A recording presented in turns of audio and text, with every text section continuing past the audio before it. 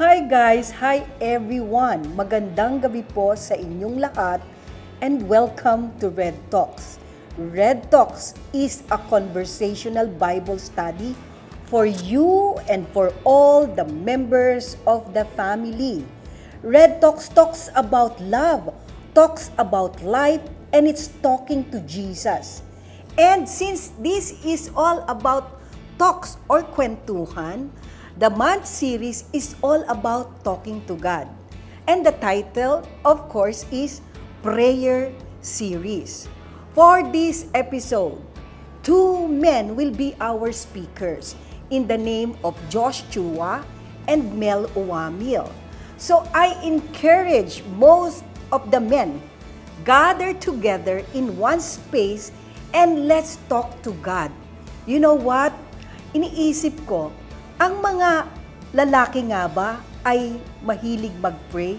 How many times kaya nagdadasal ang mga kalalakihan? I encourage you all to tune in here because marami po tayong mapupulot ngayong episode na ito at maraming mahihikayat na mga kalalakihan kung paano talaga magdasal.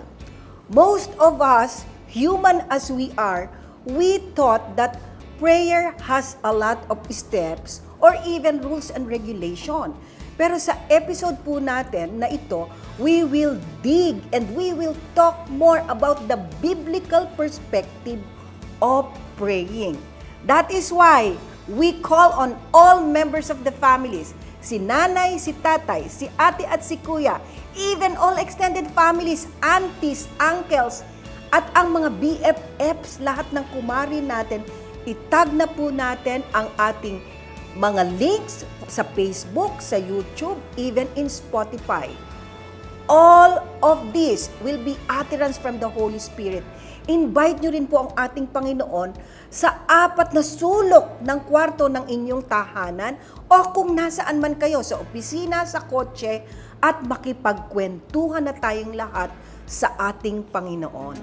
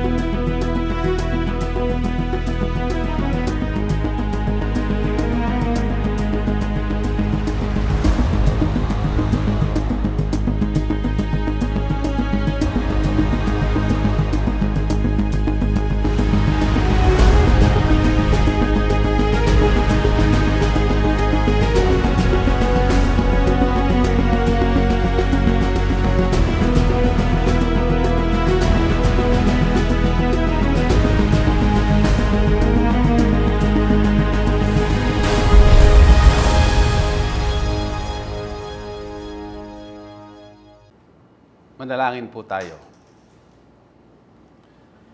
Amang banal sa gabing ito, pinupuri ka namin at pinasasalamatan sa walang hanggang pag-ibig na aming nadarama mula sa iyo. Maraming salamat po sa pagkakataon na iyong binigay sa amin upang muling mag-aral ng iyong mga salita. Pagkwentuhan ang iyong mga salita, Panginoon. Lord, matuto sana kami na magdasal sa iyong kalooban, Panginoon. Matuto sana kaming maging aware sa mga sinasabi namin at ginagawa namin. Lord, alam namin, Panginoon, na nandito ka ngayon at ang iyong banal na presensya ang magiging susi namin upang mai-discuss ang mahalagang bagay na aming i-discuss ngayon, Panginoon, sa araw na ito, ang pagdarasal. Lord, patawarin po sana kami kung kami ay nagkukulang sa iyo sapagkat kung minsan hindi ka pinakapag-pray, Panginoon, sa pangalan mo. Thank you, Lord, for everything. In Jesus' mighty name, Amen. Good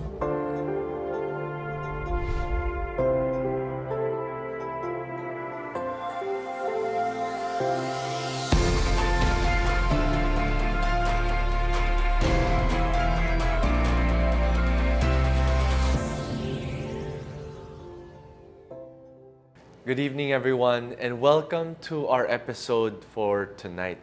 Sa gabi po na ito, pag-uusapan po natin the divine access, no? And we're gonna be understanding paano ba tayo lumalapit sa Panginoon na banal mismo. So, sa ngayon, ang dami pong ibang idea or ibang paraan kung paano naisip ng mga tao na lumapit sa Panginoon. So, before we begin, I'd like to ask Brother Mel, sa naririnig nyo po, sa alam nyo po, paano yung mga ibang paraan kung sa pananaw natin na paano po tayo lumalapit sa Panginoon? So alam mo Diyos, napakagandang topic nito, no? How do we access God? Paano ba tayong lumalapit sa Diyos? O paano tayong lalapit sa Diyos? Sometimes kasi tayong mga tao, nakikita natin na ang hirap lumapit sa Diyos. Kasi marami akong kasalanan, marami akong nagawang hindi maganda, kaya baka pagka lumapit ako sa Diyos, pagalitan lang niya ako. No? At kung minsan, ayaw nating mag-communion.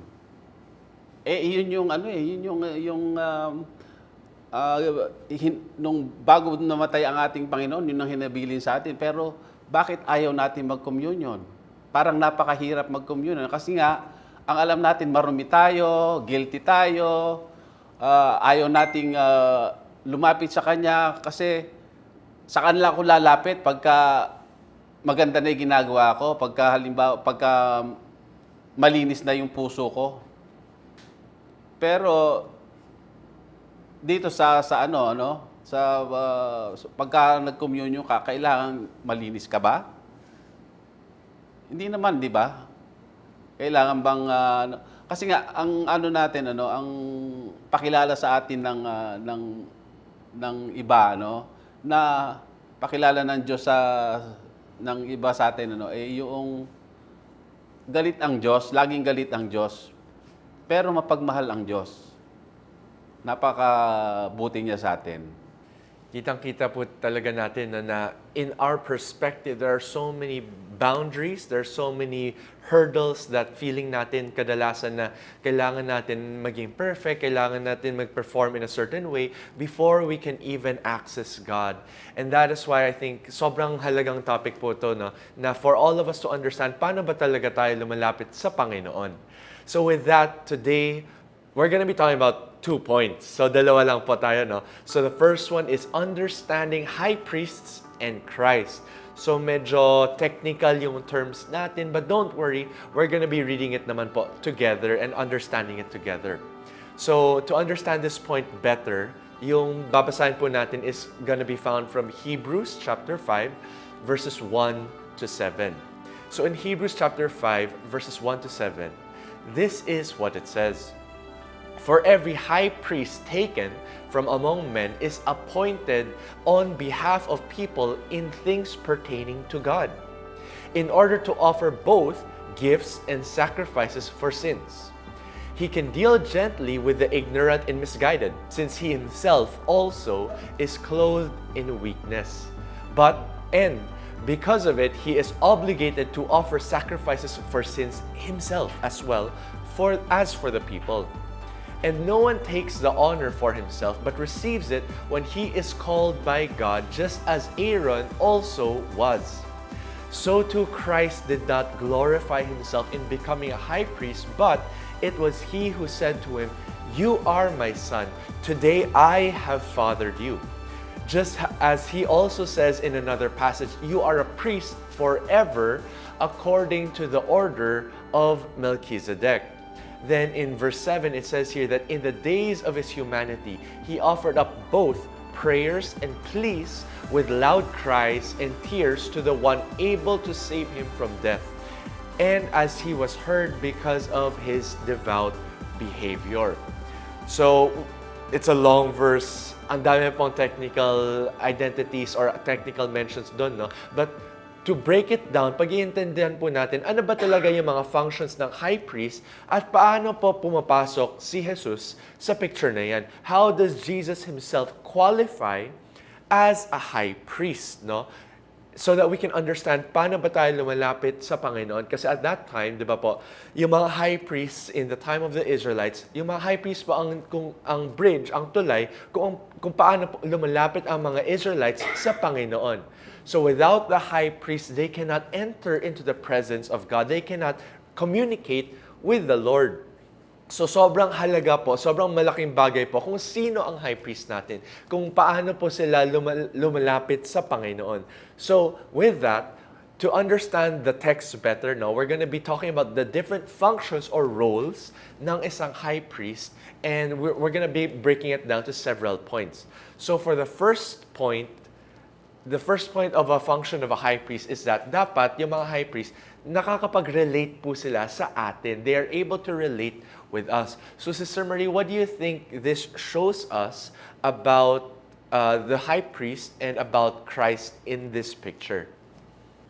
You know, while you are talking, Josh, it brings back my memory sa Old Testament.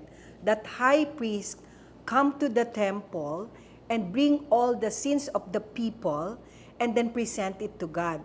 Before he can present it, he needs to relate to the people. He must know what is it to be prayed for. Ngayon, let's go naman sa generation natin. Of course, yung generation natin, meron tayong mga earthly priests. Yan yung mga pastors natin, mga pari natin. But then, the question is, yung task ba ng high priest is nagagawa ngayong henerasyon na ito? And is it applicable? And you know, the good thing about this episode is we will look into all angles. My personal view is that at this point in time, we have Jesus as the high priest. But of course, i-discuss ni Josh ng medyo matagal yan later on, no? Medyo lang, meron lang akong sneak peek, Josh, no? But for me, I am so privileged, but because by the grace of God, I know Jesus Christ, and He has no sin, and I can go to the Father directly through Him. But talking about the high priest must know what is your sin so that he can represent you, so that your sin can be erased. And in addition to that, diba, it's so important that the high priest himself recognizes his own weaknesses at that time, kasi tao pa naman yung mga high priest nila nun, recognizes their own weaknesses, their own sins. Kaya po, nabanggit sa text na nabasa natin is that they have to offer sacrifices for their own sins muna. And what that does is that it allows them to approach us not from a judgmental position, not from a position na mas magaling ako kaysa sa inyo, but from a place of humility and from a place of compassion. And thankfully, Jesus was able to fulfill this as well. Not in the sense na may kasalanan po siya, but kita naman natin kanina sa verse 7 is that He was able to take on human form. Kaya nabanggit po sa verse 7, in the days of His humanity. So Jesus Himself, alam naman po natin to, diba? Is that He came from heaven to earth, the Word became flesh, sabi sa book of John, and dwelt among us. That is also why in Hebrews chapter 4, verse 15, it says there that this high priest of ours understands our weaknesses, for he faced all of the same testings we do, yet he did not sin. Kaya it's such a beautiful blessing, no, that when I approach Jesus with my struggles, with my temptations, even with my sin, gets na gets po niya. He understands the struggle that we encounter, the hardships of this life, and therefore He's able to approach us and welcome us in a place of love. So that is one of the roles of a high priest, and kitang-kita po that Jesus perfectly fulfills it. Now, the second role of the high priest is that they offer both gifts and sacrifices for sins. So, ano ba itong gifts and sacrifices for sin? So, gifts represents to us yung mga thanksgiving po natin, di ba po? So at the time of the Israelites back then, what they were able to do is that whenever they go to the temple, when they approach the high priests, they offer thanksgiving sacrifices. Ina-offer po nila yung mga ani nila, yung mga nabenta nila, pati ito na rin po yung mga tithe nila, yung offerings nila. And this is all a reason for them to say, thank you, Lord, sa lahat ng biyaya na binigay niyo po sa akin. Salamat po, Panginoon, sa lahat ng blessings na binibigay niyo po sa buhay ko, sa lahat ng perfect health that we're enjoying, sa healing and protection and all these things. So there is that thanksgiving direction that the people are giving through the high priest to God. The sacrifices naman po is for the forgiveness of their sins. So the sacrifices that they bring to the high priest is so that yung mga kasalanan po nila ay magiging mawawala sa pananaw ng Panginoon. Matatakpan po. So kitang-kita po natin, in one direction there is thanksgiving, in another there is forgiveness. So there's a two-way interaction with the Lord. So it's a dynamic relationship. Hindi lang po, Lord, sorry, puro condemnation, puro shame, but they're able to recognize the blessings and the goodness of God. And that is why meron din pong thanksgiving na ibinibigay po nila sa Panginoon. In the same way with Jesus, di ba po, alam naman natin, Jesus came on earth to die for your sins and my sins. Para po we're able to approach God without any more sins left pending for payment. But in addition to that, we're able to go to the Father through Jesus, even in our prayers of thanksgiving. Kaya po, diba, we're able to recognize whenever we say, thank you, Lord, sa mga kabutihan mo, sa mga biyaya niyo, sa mga provision niyo, we are saying, Lord, you are my provider. Lord, you are my source. And it is all through Jesus, your high priest and mine. Kaya ang gandang privilege po nito, no, that Jesus is certainly fulfilling this for you and me. And even yung yung forgiveness na ina-extend, na ina-offer ni Jesus sa atin, we're able to say, thank you, Jesus, because by your finished work on the cross, I have been forgiven. Kaya pa sinabi niya, it is finished. Kaya pa sinabi niya sa krus, it is finished. Bayad na po, tapos na, wala ng utang. And that is a beautiful work that Jesus has done as high priest. The beautiful thing is that it's done forever. So we don't have to keep going to the temple, or baka yung mga iba sa atin pumapunta po tayo sa simbahan na may dala tayong kambing pang sakripisyo. Hindi na po kailangan. Because Jesus has finished that payment. Beautiful role by Jesus. The third and final task or role of the high priest is that they are called by God to take the office. Ano pong ibig sabihin nito? What this means is that hindi po sila nag-a-apply para sa promotion, hindi po sila nagbabayad ng pera para makakuha nila yung office na yan, yung title, yung certificate ng pagiging high priest. No. They are praying about it back then and taking turns and seeing who God chooses to become high priest for that year. And that is why, kaya pala sa John 3:16, the most well-known verse in all of the world, in John 3:16, it says here that He sent His Son, and this is the Father referring to the Jesus, He sent His Son to die for us, diba? For God so loved the world that He sent His Son to die for you and me so that we can have eternal life. Imagine, pwede naman sabihin, for God so loved the world that Jesus came. For God so loved the world that He came. But no. In John 3:16, it specifically says, for God so loved the world that He sent His Son to die for your sins and mine. Hinhighlight po dyan na ipinadala ng Panginoon, ng Ama, ang anak. That Jesus wasn't coming here to save us out of rebellion against the Father, or walang approval, or hindi sila sang-ayon, hindi sila on the same page. No. Kitang-kita po that the Father sent Jesus to us. So the heart of the Father is the very same heart that Jesus had, which is a beautiful, beautiful thing for us. Now, siguro some of us might be thinking, no, na these things are a bit technical. Hindi naman sobrang halaga na He sent His Son. Basta dumating si Jesus, namatay siya para sa atin, okay na yan para sa akin. But remember, this is all to show us that, lahat ng requirements ng high priest ay natupad ni Jesus. And that means, in light of all this, that means that Jesus qualifies as our high priest. And therefore, yung paraan kung paano po tayo lumalapit sa Panginoon ay nagbabago na.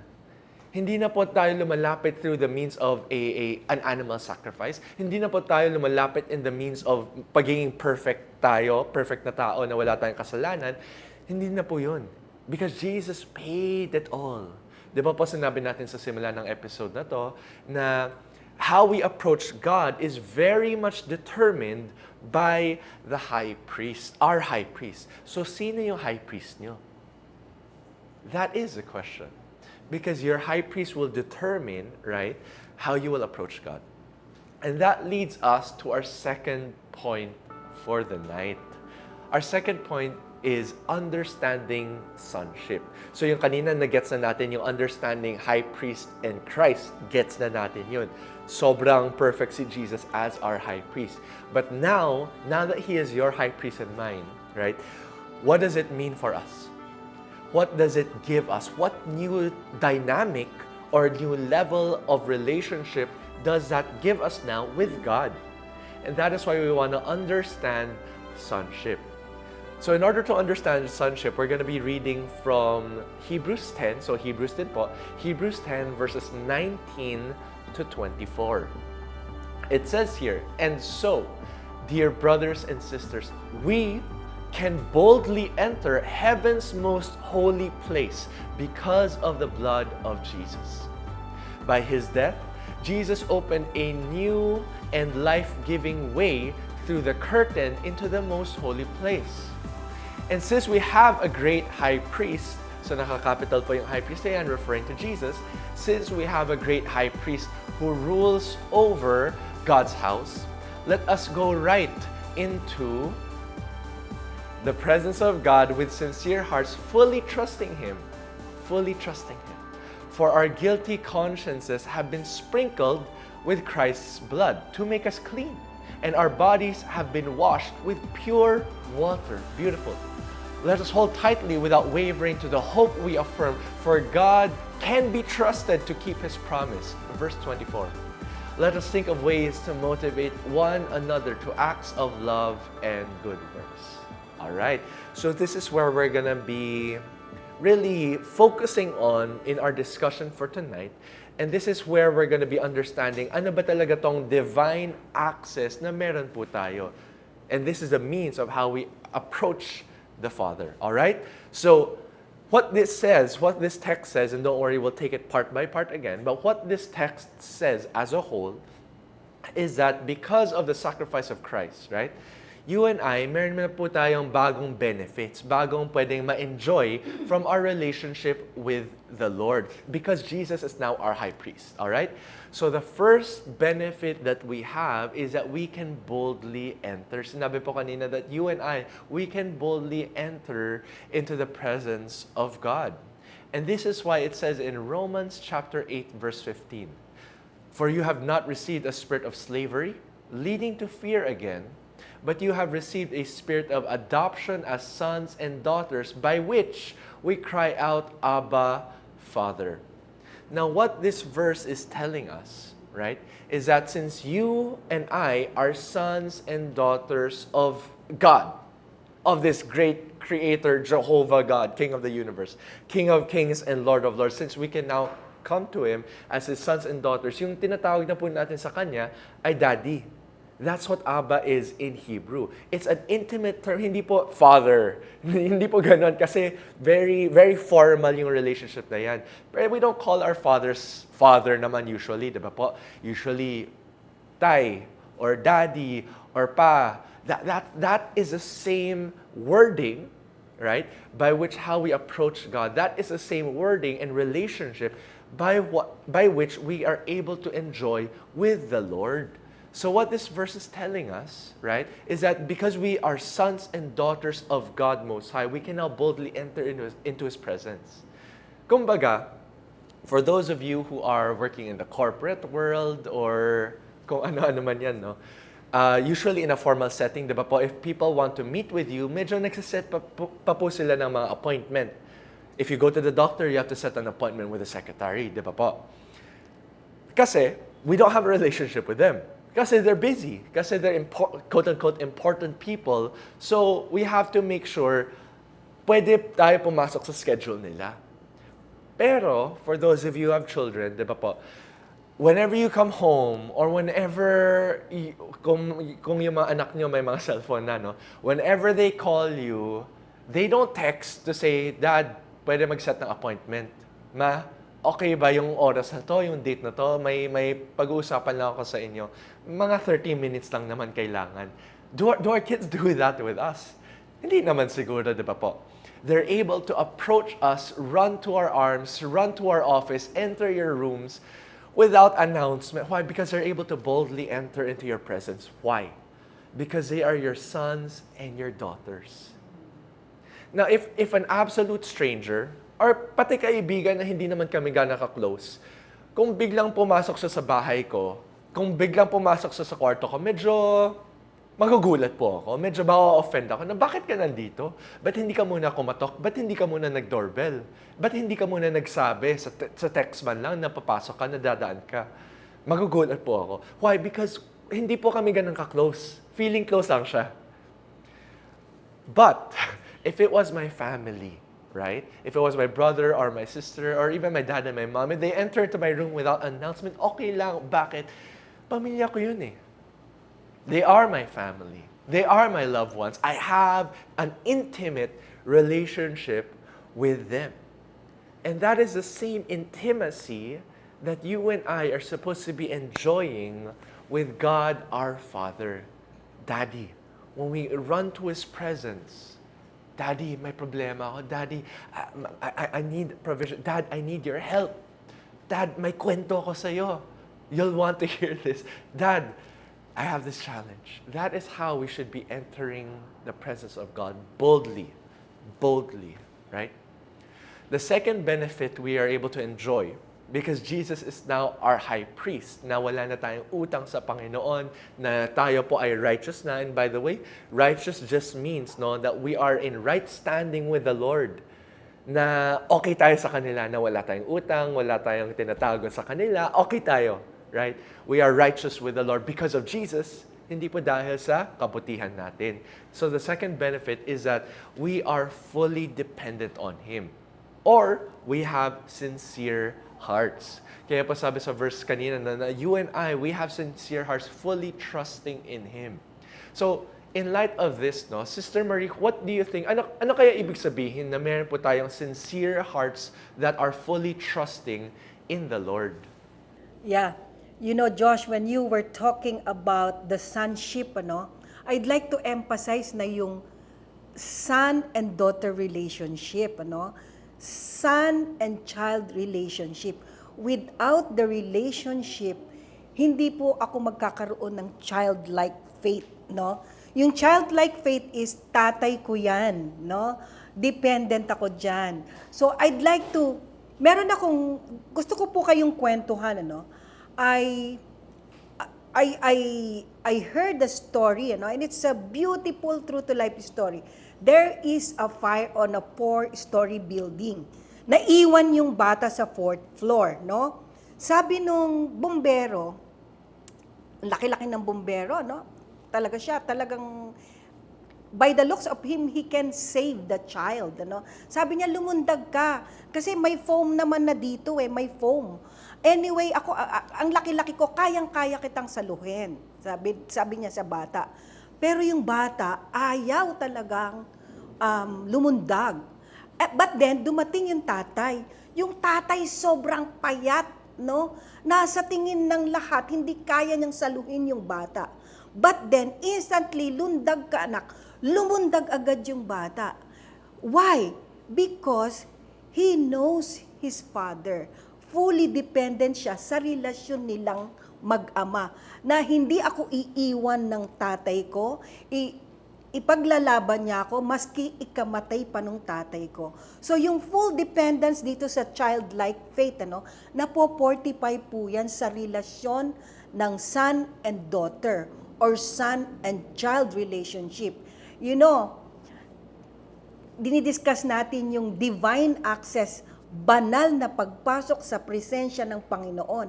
Pero yung sincere hearts po na yan, na tinatawag nating tapat na relasyon, is mapo-fortify lang pag alam mo na yung tatay mo, na siyang nagpagkaloob ng buhay na walang hanggan sa'yo, kilala mo. That is why, Josh, idagdag ko yung John 14:6, ang sabi dyan, no one goes to the Father except through our Lord Jesus Christ. So dapat po i-fortify natin ang relasyon natin sa ating Panginoong Jesus na meron tayong perspective na tayo yung anak. On a childlike basis, alam nyo yung bata, katulad nga ng madalas sabihin ni Pastor Willie, no? Na yung mga anak niya sa office niya, the children does not have to take a permission from the secretary, but directly, alam nung bata, meron siyang karapatan sa tatay niya because of the childlike faith and because of the son and daughter relationship fully dependent on him. Yan po yung divine access. Beautiful, beautiful. Thank you very much, Sister Marie. And that is showing us, di ba po, that is why we can have sincere hearts, fully trusting in the Lord. Now, I know that medyo counter what the world says yung pinag-uusapan natin, no? Because yung ngayon po sa mundo, what they're teaching us is you have to strive, you have to do your best to be independent. Na huwag kang mag-depend sa tao. Whether babae ka o lalaki or whatever, the goal is na self-made kayo. Self-made millionaires, na yung business nyo, kayo lang kayo lang kumayod na para maging successful, and all these things. And those kinds of things, that's what the world glorifies. That's what the world rewards. That's what the world highlights and magnifies. But in all my years of studying the Bible, I've never seen a verse that says, be independent. Never. The Bible and God's heart is all about teaching us to be fully dependent on the Father. Because we are sons and daughters. Ito yung childlike faith na binabanggit ni Sister Marie, no? Na bilang mga anak, and lahat naman tayo naging anak, no? For all of us who have had, who were raised by good parents by God's grace, no? Kung may mga pangangailangan tayo, we're able to approach our parents na, oh, Dad, pahingin naman ng pera, pahingin naman ng allowance. Uy, Ma'am, may school project ako bukas, kailangan ko pala ng illustration board, ng mga markers, tapos magagalit sila, di ba? Na, bakit bukas na? Ba't ngayon mo lang sinabi? But they still buy it for us. They still supply. They still help us. Why? Because they're our parents. And they know we are fully dependent on them. Or, Dad, medyo gutom na ako. Ano kaya pang lunch natin? Tapos sila na bahala magbayad, sila na bahala mag-isip, diba? Sila na magluluto. We are fully dependent on them. And we're able to go to them with all our needs. Bakit? Because they are our parents. And we are their children. And now some of us, no, we might not have, unfortunately, we might not have had parents like that. Or we might not have been able to be raised by our parents at all. And that is unfortunate. But the good news, the good thing is, we are all able to experience and enjoy yung relationship na ganun with the Lord. That we are able to approach Him and say, Dad, medyo tight yung budget namin ngayon, medyo dumadami yung bills, can you please provide for us? Dad, medyo kailangan ka ng promotion kasi may mga bagong expenses or kung ano man yan na gusto ko mag-advance sa career ko or whatever it is, you can go to God with it. That is why it says, with sincere hearts, fully trusting in the Lord. We are called to fully trust in Him. Now, these are two beautiful benefits, no? Being able to boldly enter to the presence of God and being able to fully trust in Him. Pero, ang tanong is, how did this even come to be? How is this even possible? Diba? Na, yes, Jesus is our high priest. Okay, good. Pero how? Paano ito nangyari? So we want to understand, ano ba ginagawa ni Jesus bilang high priest natin? Diba po? So, we're going to be talking about number 1, guilt-free. So because Jesus is our high priest, your high priest, my high priest, we are now considered guilt-free in the eyes of God. That's why it says in Romans chapter 8, verses 1 to 2, this is what we're going to be reading now to kind of understand what does it mean na guilt-free tayo. It says in Romans 8, 1 to 2, therefore, there is now no condemnation at all for those who are in Christ Jesus. For the law of the Spirit of life in Christ Jesus has set you free from the law of sin and of death. Beautiful, very beautiful. But what does it mean? What does it tell us? There is now therefore no condemnation because of what Jesus has done. Right? So this covers both the times na feeling natin, the times na guilty talaga tayo, may kasalanan talaga tayo, tsaka the times na feeling lang natin na guilty tayo. What this means is that, klaro naman, we've been talking about from the beginning of the episode, we've been talking about how Jesus as our high priest went to the cross, died the death we should have died so that we can live the life He is living. And so, because of the sacrifice of Jesus on the cross, yung mga kasalanan po natin ay lahat nawala na. Hindi lang siya natakpan, pero nawala na. It was all washed away. It was all forgiven. Right? So tayo minsan, lumalapit tayo sa Panginoon na we're apologizing to God. We're repenting of the same sin over and over and over again. And sometimes we say, Lord, sorry kasi nagkasala ako. Lord, sorry kasi, I did this. But then, if we already ask for forgiveness, if Jesus has already forgiven us, the Father will look at you and say, ano pa nagsasabi mo? I don't remember anything. Wala na naman ah. Wala naman sa record mo. Why? What are you apologizing for? Sometimes we're too focused on the sin that was already forgiven. And we're not focused enough on the work that was already given. Let us focus not on the sin that was forgiven, not on the sin that was already forgiven, but on the work of Christ that He already gave for you and for me. Only then can we truly receive His gift of salvation, His gift of forgiveness, and walk in it and enjoy it. And what does that mean, no? Yung i-enjoy natin. Kanina we were talking about yung utang natin sa Panginoon ay nawala na. So that removes our guilt. That removes yung condemnation. That God doesn't condemn you anymore. Why? Because of Jesus. He already paid the price. So God doesn't condemn you anymore, right? Tapos na yan. Pero minsan, feeling po natin, medyo madumi pa rin tayo. Feeling pa rin po natin that we are still sinful, whether or not may utang tayo. And what does that do? Ano yung epekto nun? I remember time dati po no, na nagkakaroon po kami meron po kaming aso, tsaka pusa. Yung problema, okay naman sila, cute nga sila, isang black, isang white. Pero yung problema is that minsan nag-aaway po sila. Tapos kung nag-aaway sila, may mga bagay sa bahay na nasisira o nababasag. So whenever we would come home, either from school or from church or whatever, tapos tinatawag namin yung mga pets namin. Tapos hindi sila lumalapit. Alam na may kalokohan ginawa. Alam na. Kasi tumatago sila. Kailangan namin umikot sa bahay para hanapin pa sila. Tsaka hanapin kung anong kalokohan ginawa nila. The problem with us is that we have already been forgiven, pero feeling pa rin natin may kasalanan pa tayo sa pananaw ng Panginoon. The problem with us is that we have already been forgiven, but sometimes feeling pa rin natin, ang dumi-dumi ko. Hindi pa rin ako pwede lumapit sa Panginoon. And kita naman natin yun sa kwento ni Adam tsaka Eve, di ba? Now, when Adam and Eve sinned, what did it say? They hid from the Lord. Kaya hinahanap pa sila ng Panginoon. Are we hiding from God? Are you hiding from God? Because if you are, it's okay. If you are, tonight we are here to tell you there's no more need to hide.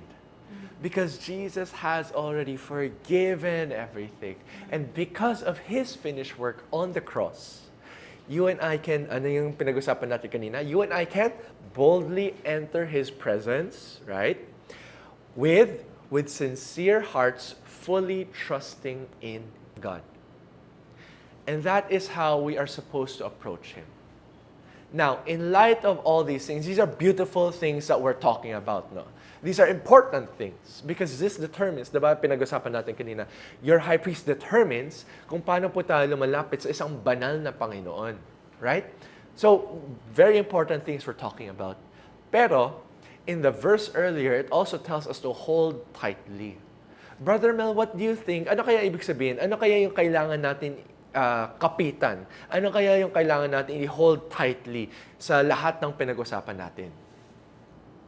Alam mo, Diyos, nung pinakinggan kita kanina, yung hold tightly, nakalagay doon, kailangan alamin natin kung ano yung identity talaga natin. Sino ba tayo? Ano ba yung ginawa ng Panginoon sa buhay natin? So, sabi kanina dito, you are guilt-free. So, pag sinabi natin guilt-free, wala ka nang dapat pang bayaran pa. Kung halimbawa nagsanla ka ng alahas at yung tinubos nung kapatid mo, So, hindi mo na kailangan pang tubusin uli 'yon. So ito yung maganda saan natin sa ginawa ng ating Panginoon. We have fully access doon sa pwede na tayo lumapit sa ating Panginoon na hindi tayo matatakot. Kasi guilt-free na tayo eh. So yung ang ingatan na lang natin yung identity natin, Kasi kung minsan yung identity hindi nababago. Pero sometimes, kung sometimes sinasabi sa iyo na meron ding sumasalungat, di ba? May mga kalaban din tayo. Na kung minsan sinasabi na sa atin, paano ka naging guilt-free? Ito ang ginagawa mo, marami kang kapalpakan, marami kang hari ka ng sablay. So kahit na anong sabihin, yung sakripisyo na ginawa ng ating Panginoon, sapat na 'yon. Hindi yung ginawa mo, kundi yung ginawa sa atin ng ating Panginoon. So masyado tayong sobrang mahal na mahal niya tayo. Ayaw niya tayong pahirapan. Physically, spiritually, ayaw niya tayong masaktan. Kaya nga, binadala dito si Jesus Christ During the time of high priest, one time lang a year tayong pwedeng makapasok doon sa Holy of Holy. Pero nang magsakripisyo ang ating Panginoong Jesucristo, every day pwede na tayong maka-access kay Lord. Pwede na tayong lumapit sa Kanya. Yun ang pinakamagandang nangyari dito. Kaya lang, huwag nating kakalimutan na tayo ay free na. Hindi na tayo slave. Yun yung mahirap sa atin. Ibinabalik-balik natin Kung minsan pinatawad tayo ng ating Panginoon, pero yung sarili natin, hindi natin kayang patawarin. Yun yung nagbibilanggo sa atin Yun yung nagiging prisoner tayo ng awang ng sarili natin. Kaya, yun ang kailangan natin, yung ingatan lang natin yung identity natin para tayo magkaroon tayo ng malino na kaisipan at hindi tayo laging guilty na iniisip natin. Ingatan natin ang identity natin. That is a beautiful statement. That is what we have to hold fast. So yung identity natin bilang mga anak ng Panginoon. Because as Brother Mel mentioned, there will be moments in life na may kalaban na pagdududahin natin yung kung sino talaga tayo, kung gaano talaga tayo kamahal ng Panginoon. And that is why we need to hold fast to our identity. Don't let anyone tell you that you are not loved by God. Don't let anyone tell you that you don't have this divine access to God. So whether you access Him in church or at home or while you're driving, kung saan man yan, you have access to God. And that is why in all of this, no, ngayon na alam na po natin yung identity natin sa Panginoon, ngayon na alam na po natin na tayo ay minamahal na anak ng Panginoon, we are able now to live lives for Him. We are able now to focus on, kasi minahal niya tayo, pwede na tayo magmahal ng mga ibang tao. We are able to love other people. We are able to do good works because we are already forgiven and we are already loved. Kaya po sa verse 24 na binasa po natin sa simula, no? Or kanina, we were talking about sa dulo nun, a version of that verse actually says that you and I ought to compete in love. We need to compete in loving each other. We need to learn to push each other, encourage each other in doing more good works to love people. Not because we're trying to earn, right? Not because we're trying to earn the forgiveness of God, not because we're trying to earn righteousness, not because we're trying to earn anything like that. Or even, na Lord, kasi ginawa ko tong charity na to, dapat bigyan mo sa akin yung bagong hinihingi ko. No, we're not doing this to earn anything. We're doing this because He has already given us everything. And now that we have been given His salvation, His peace, His joy, His love, all these things, because we have access to the Father in beautiful prayer, intimate prayer, we are able now to focus on competing with each other in how to love other people better, in how to show other people God's love better and better, more and more. Imagine, no, a church like that. Imagine a family like that. Nasa family nyo, medyo nagko-compete kayo on how to love each other better, how to give better hugs, how to give better gifts, how to be there for each other better, how to support each other better. What do you think would happen to your family kung ganon yung atmosphere? What do you think would happen to your church, to your workplace, to your society, to your nation, to the world, if that is a kind of focus, if that is a kind of heart that you and I are pushing for?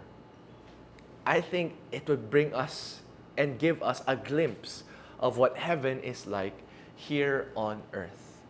And all this can be done because you and I have this divine access.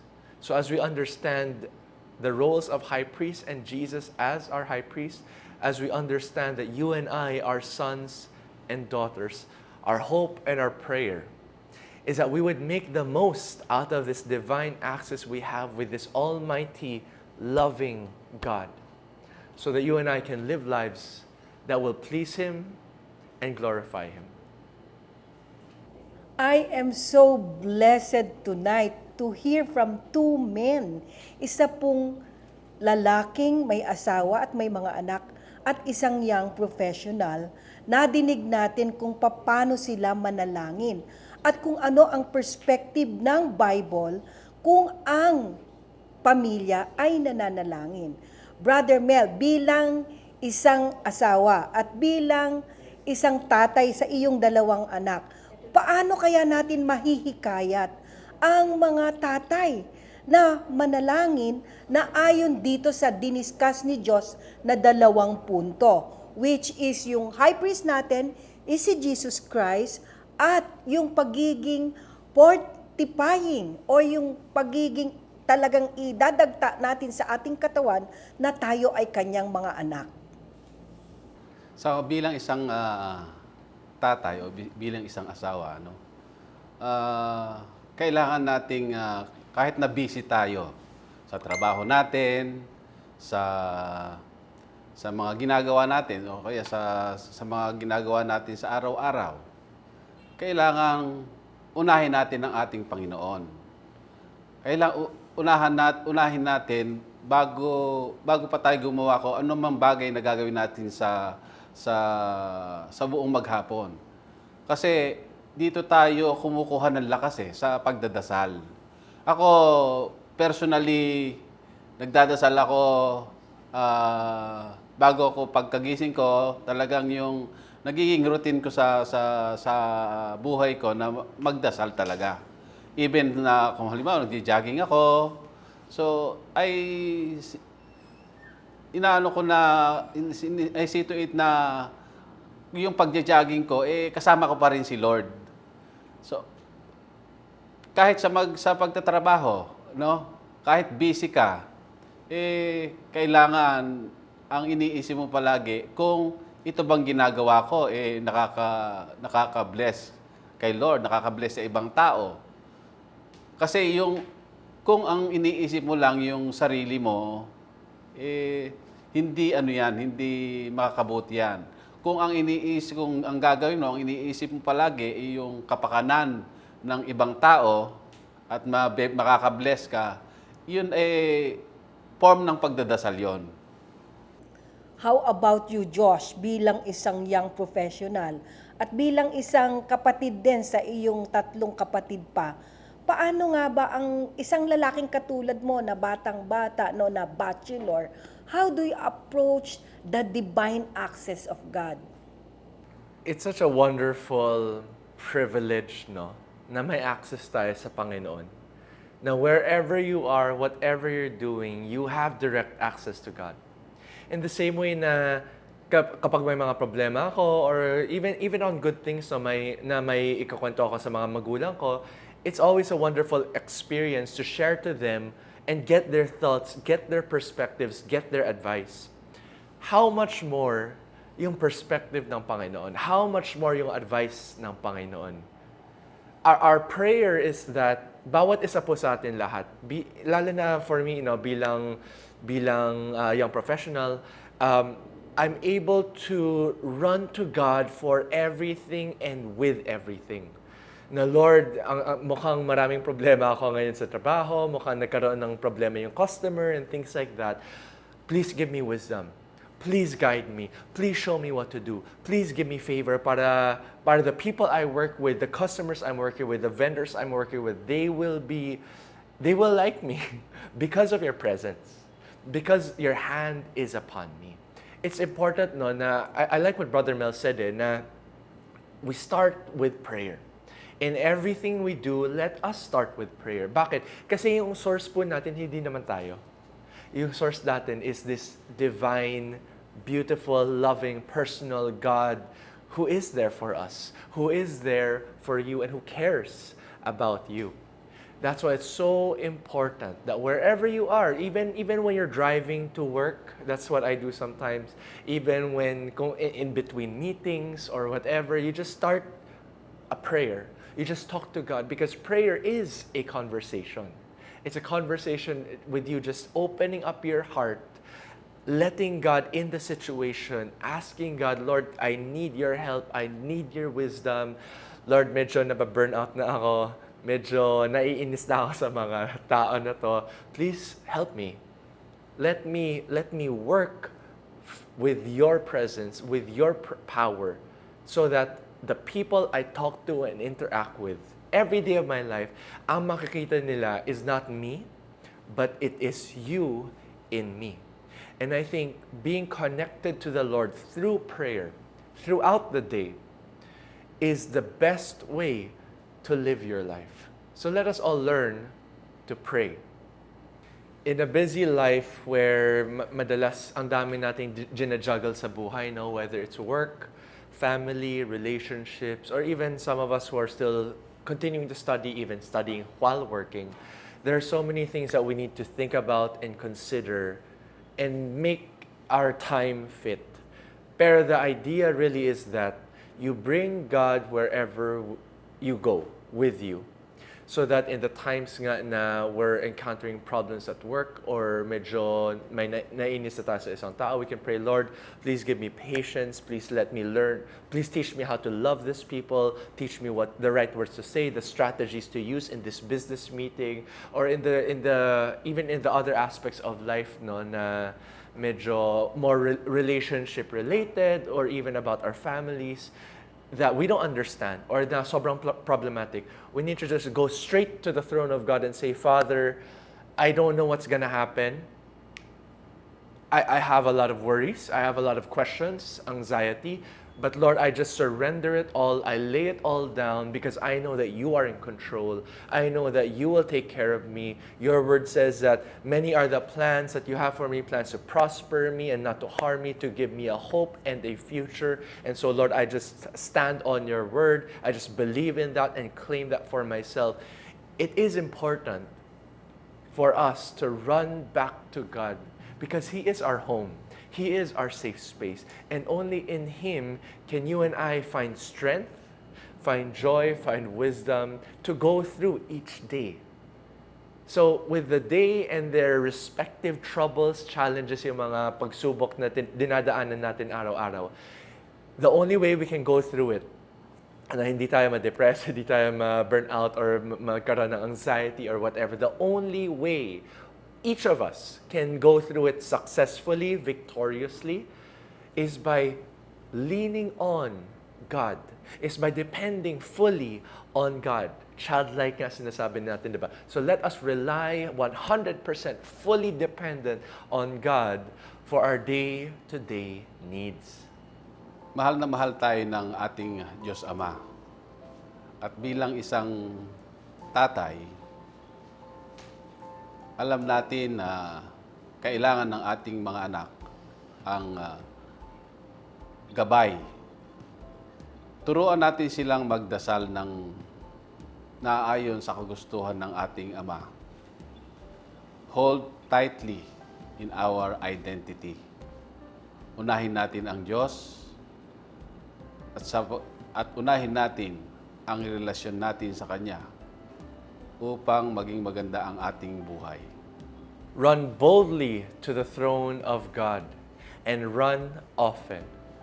In the moments of life na feeling natin ang dami natin kailangan gawin, all the more we need to run to our Dad because He is the one who will supply us, strengthen us, and sustain us. So for each and every one of us, let us make our home in the presence of God and talk to Him every day, all the time, because He is your loving Heavenly Father. Prayer is simply talking to God. Through Jesus, we have been given an invitation to boldly enter our Father's presence. Praying with a sincere heart allows us to overcome life's challenges. Manalangin tayo anytime, anywhere. Never underestimate the power of prayer. And with that, I'd like us all to pray and invite God to teach us, to draw us into His heart. So manalangin po tayong lahat. Heavenly Father, we just thank you for reminding us the importance of using our access to you, the importance of approaching your throne boldly as sons and daughters. The Lord, hindi po namin kailangan matakot, hindi po namin kailangan mailang sa inyo, pero Lord, we can run straight to you. We can run into your arms and just release all the burdens we're carrying so that we can find our rest in you, so that we can just depend on you, so that we can just let you in on every situation, every aspect of our lives. Kasi Lord, kayo lang naman ang pag-asa namin. Kayo lang naman ang source ng lakas na kailangan namin araw-araw. So Lord, we pray that this divine access we have, Lord, we would hold fast to this. We would make the most of it, that each member of the family would learn to pray deeper, to pray longer, to just involve you in every aspect of our lives, because that is the only way we can have hope in this hopeless and challenging world. All this we ask and pray in Jesus' name. Amen. Divine access. Ang banal na pagpasok sa presensya ng ating Panginoon. Beautiful episode of our prayer series. Paano tayo manalangin based on the biblical perspective. Salamat sa dalawang lalaki na nagpaliwanag po ngayong gabi sapagkat naintindihan natin na prayer is simply talking to God. By fortifying our relationship to our Lord Jesus Christ na siyang nagbigay ng kalayaan sa ating lahat. So what is the most important takeaway tonight? Communication. It is very important in every relationship. And that is prayer. Talking to God. Exactly what Red Talks is rallying all this time. Red Talks is about kwentuhan. Kwentuhan ng pag-ibig ng ating Panginoon. Ilagay po natin sa ating puso't isipan na mahal na tayo. Si Brother Mel po, pinaliwanag niya kanina na mahal tayo ng Panginoon. Ito po ang ating panghahawakan. And tonight's episode already discussed that, and I hope that every member of the family will come together in one space na pagkwentuhan niyo po ito sa inyong mga dinner table, sa loob ng kotse, or wherever you are, that men of the house will lead the family and talk to our God who loves us so much. Beautiful episode, mga kapatid. The divine access, ang banal na pagpasok sa presensya ng ating Panginoong Hesus na mahal niya tayo. Kwentuhan. Ito po ang Red Talks. We are available in YouTube, in Spotify, in Facebook, and other social media outlets. Marami pong salamat. Ito po si Sister Marie Owamil, one of the servants here in Red Talks.